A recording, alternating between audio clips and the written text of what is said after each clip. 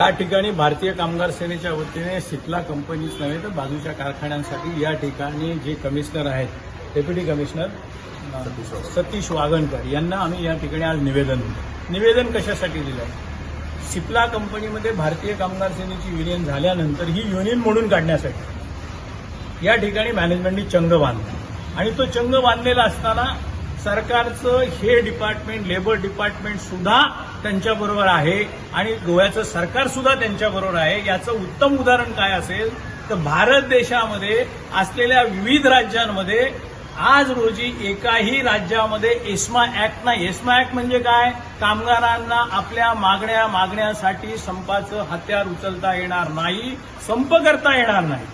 केवळ गोवा हे राज्य असं आहे की ज्याच्यामध्ये गेल्या 1.5 वर्ष माननीय मुख्यमंत्र्यांनी गोव्याच्या कामगार मंत्रालयाच्या शिफारसीनुसार या ठिकाणी मेस्मा ऍक्ट लावलाय. म्हणजे काय? कामगारांचे पायी बांधायचे, कामगारांच्या तोंडामध्ये बोळा कोंबायचा आणि त्यांना सांगायचं आता तुम्ही कामगार प्रश्नावरती लढा.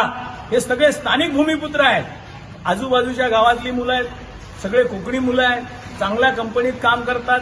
घटनेच्या तरतुदीनुसार संविधानाने दिलेल्या अधिकारात हे जर लोक एकत्र आले असतील, संघटना केली असेल, आपले प्रश्न मांडत असतील तर त्याला कायदेशीर फोरम आहे. सरकारच्या दप्तरी म्हणजे ज्याला कन्सिलेशन ऑफिस म्हणतो कमिशनरमध्ये, तिथे सगळे अर्ज असताना, निवेदन असताना, पेंडिंग असताना, प्रोसिजर असताना कुठल्याही कामगारावरती अनफेअर लेबर प्रॅक्टिस म्हणून तुम्हाला कारवाई करता येत नाही.